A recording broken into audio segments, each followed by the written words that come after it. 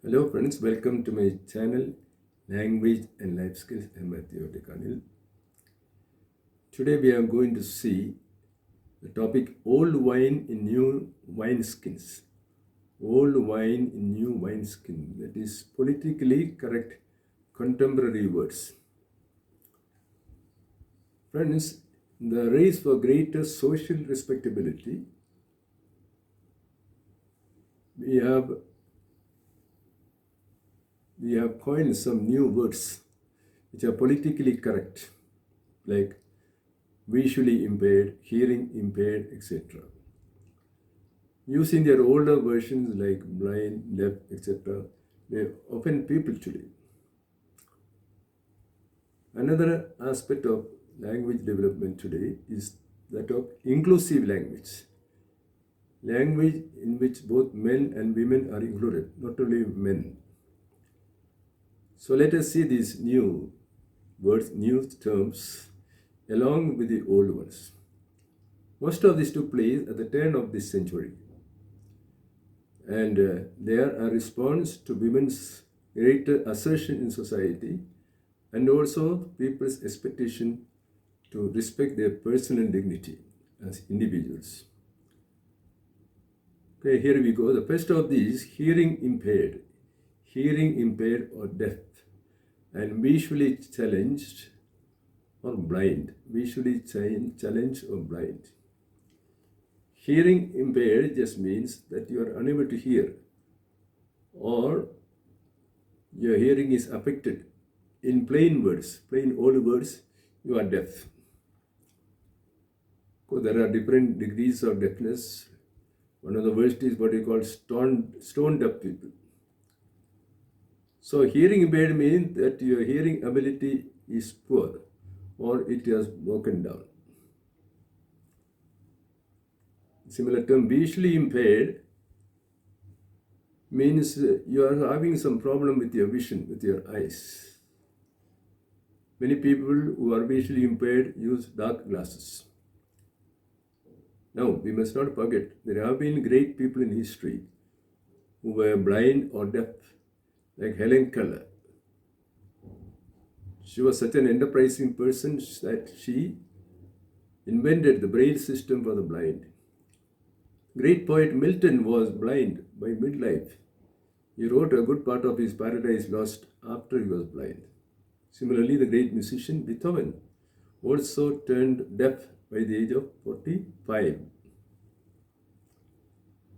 Another set of these new terms is differently abled instead of handicapped, and chairperson in the place of chairman or madam chairman. First of this is differently abled.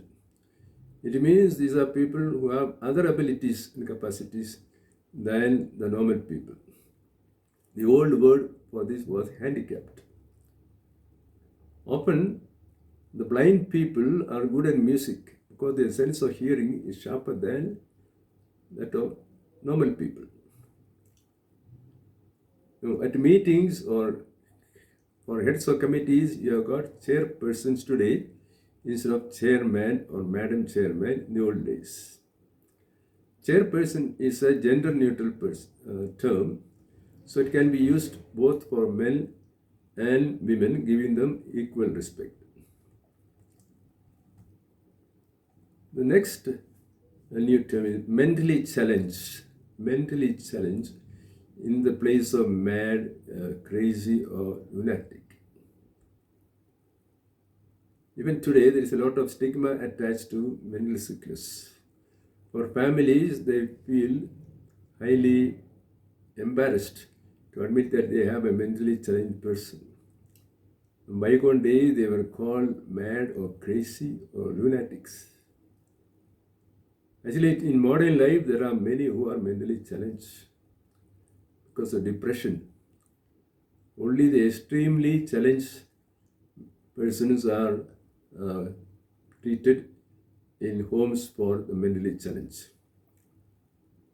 And earlier they were treated in cruel and harsh manner, like giving electric shocks, being chained or put in stocks.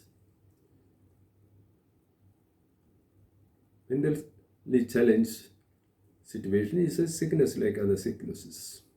There need not be any social stigma to that. And because of this social stigma, society has been going on changing the names for the institutions for looking after these mentally challenged people. So there have been words like Bethlehem, then Bedlam, Madhouse, Lunatic Asylum, and now mostly home for the mentally challenged. Another new terminology comes from the world of show business and of films and dramas. So we have got actor instead of actor and actresses, and hero instead of hero and heroines. Now you don't hear of actresses or heroines. You only hear of actor or of hero. Both these words, actor and hero, apply to men and women at the same time. We take the word like actor. Maybe the demand for equal pay by women for equal work has brought about this term. Common term for act is just one term, actor only. And similarly, in films, you have got heroes and heroines. In the old days. Nowadays, you have only heroes, whether it is in films or dramas, sports and games. But I think the discussion of characters in drama, like in Shakespeare, romantic comedies, we cannot actually get rid of or put aside the term hero and heroine.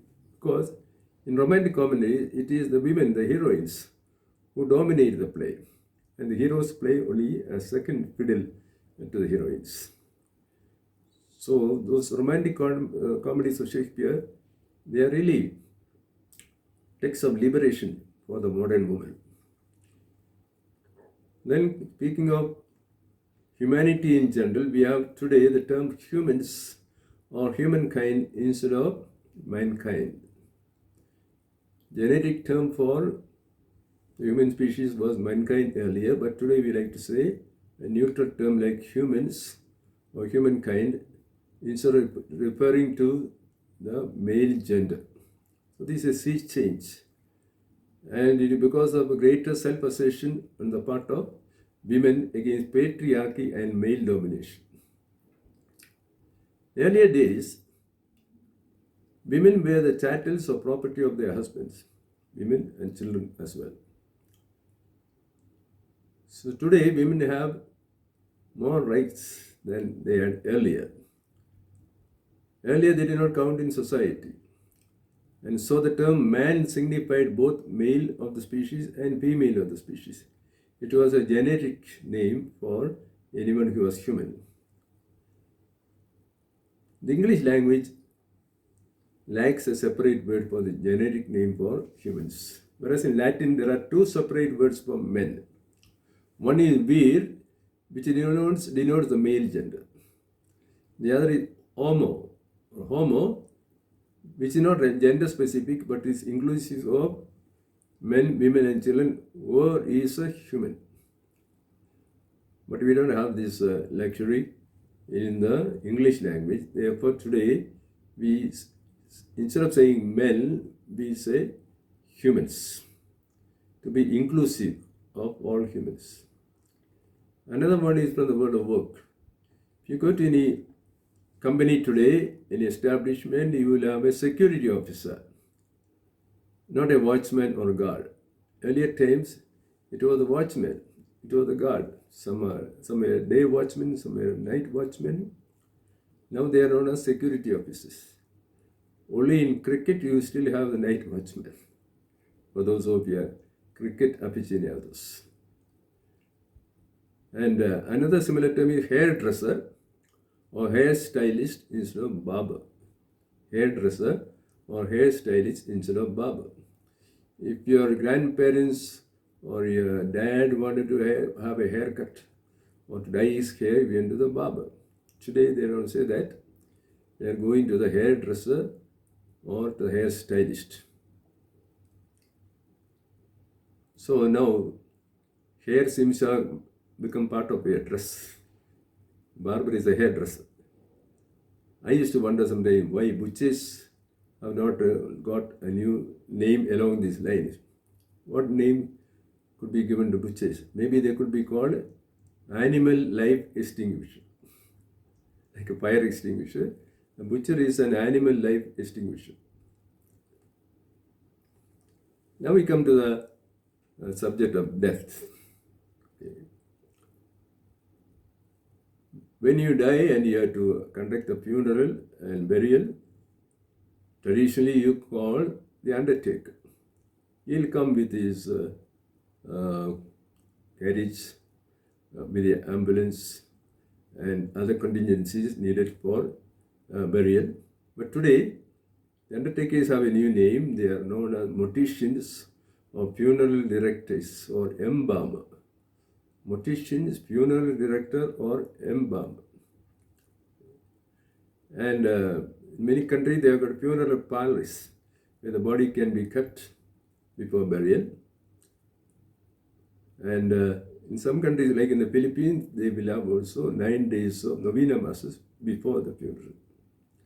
So all these are handled by the mortician. And when the funeral is delayed, they also do the embalming of the bodies, a temporary embalming. Now, a word of caution to you: if you are driving in a heavy traffic and you you meet an undertaker's vehicle, you had better not overtake the undertaker, because you may cause a crash and you may require the services of the undertaker.